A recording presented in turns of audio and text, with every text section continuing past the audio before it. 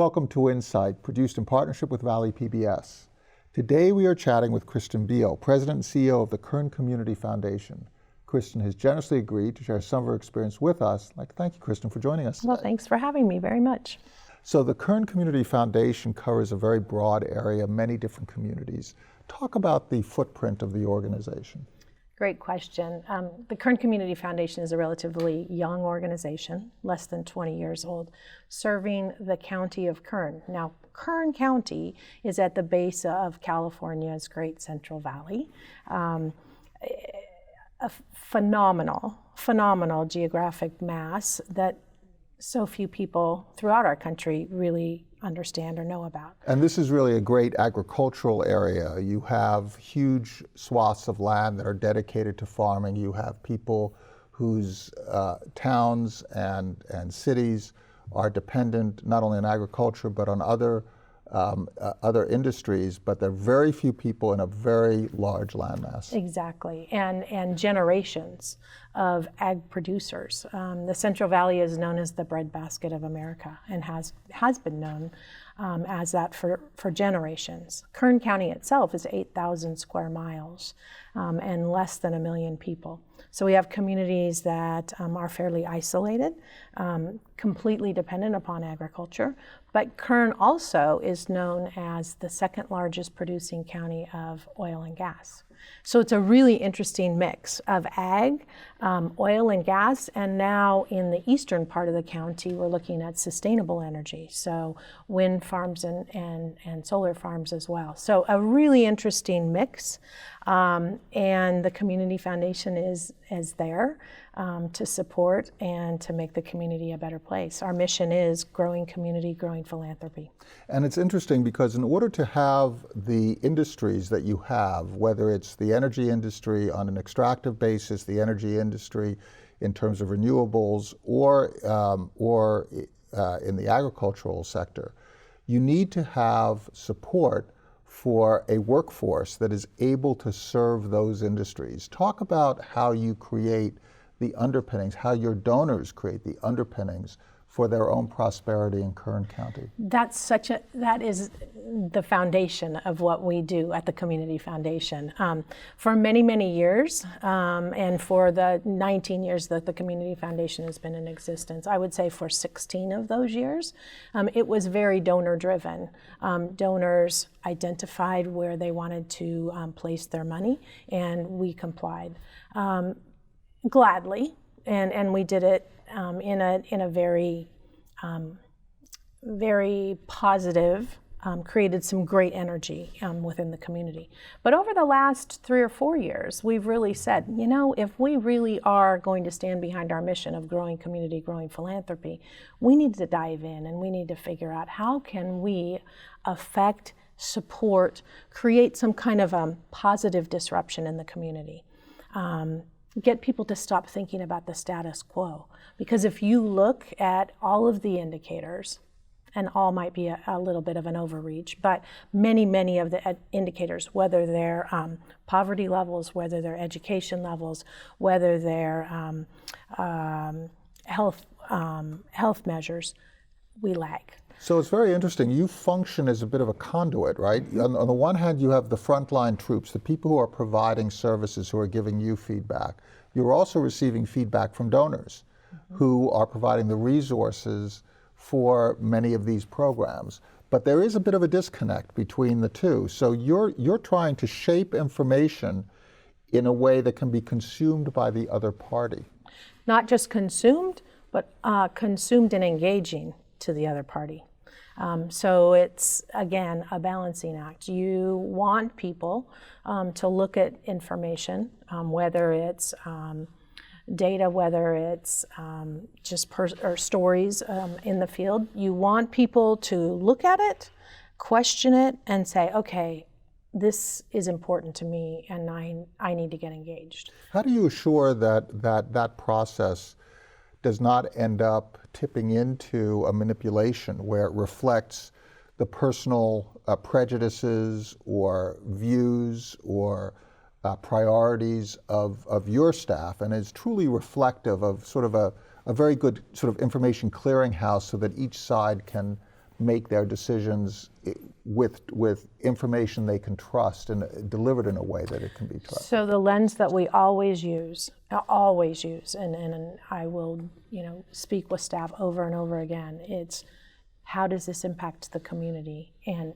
is it a community development issue? You look at results. Can we Impact. frame it? Can we frame it in a way that says this is important, and it's important because it's going to make our community a better place? For example, we're looking at Census 2020 coming up. We live in an area, the whole Central Valley is an undercounted set of communities. You're an undercounted community because our residents don't necessarily understand the value of being counted. They may be afraid of being counted. 60% and growing of our population is Hispanic Latino. Many of them could be residents, many of them are non-residents. But it's important that they be counted. And it's important that they be counted. You can look at it from two sides of the coin. From an emotional standpoint, from a partisan standpoint, it's a values standpoint? It's a civic issue. But you could also look at it from the other side and say, this really, put all of that aside, this is about economic development here in Kern. Because if we don't get the count right, that count is used to funnel federal resources, state resources, even private foundations will look at the data that's generated from that census, and they will determine the needs and the funding mechanisms for our area. It's really an important point because the agricultural workforce is now becoming a knowledge workforce. And if the skills and competencies are not embedded in that workforce, it is not as if you can instantaneously replace somebody who understands how to work the land with somebody imported from a place like inner city San Francisco or Los Angeles or whatever, where there are also job issues. The people who really understand the land are here, that they understand the growing seasons, they understand how to bring crops to market in a timely basis, how to deal with the various afflictions that can really reduce agricultural yields. But they need to remain current. They need to remain current in the technologies, in the selection of seed, the selection of pesticides. They need to really understand what is out there to ensure that this area of the world remains prosperous. And if we don't educate, if we don't invest, where does that labor come from? That's a very good point, and it's a pretty complex thing, because if you think about these generations of families who have their livelihood has been in the fields, they're packers and they're pickers, and they maybe migrate up and down California, whether they're in the Imperial Valley and then they come to the Central Valley and then they go up north. Families cycle through, and that's what they know. When we reach out to those families and say, look, we understand that agriculture has been built on your backs for the most part, but we have opportunities to do better for your children. They say, yes, but not in ag. We don't want our children to be in ag. We've done that. It hasn't because provided for... ag has had a particular meaning, but what happens if you shift the meaning? That's what our role is. That's one of our roles, to shift that mindset and to say, but no, wait, let us show you. Let us show you that there are opportunities, and there's some remarkable opportunities for your children. Great program that's just happened, that's been ongoing for about 4 years in Kern County, taking high school freshmen, and as the day that they enter high school as a freshman, they also enter community college as a freshman through a very robust, very well supported, but very well articulated plan. We're allowing them to experience college as they're experiencing high school, dual enrollment, earning credits that both count for high school as well as college, in a supported environment, changing their self-efficacy so that they see themselves. These are kids that come from families that college is not a reality. So we're changing that for them. They just graduated, the first cohort of kids. This last weekend celebrated out of 60 students that started at one particular school. 45 of them graduated not only with their high school diploma, but with their AA. Talk about the various civic involvement that you have that provide complementary benefits to various organizations in Kern County. Sure. So I see my role as a little bit of not only a spokesperson for Kern County, but also as a connector. And so one of the places I'm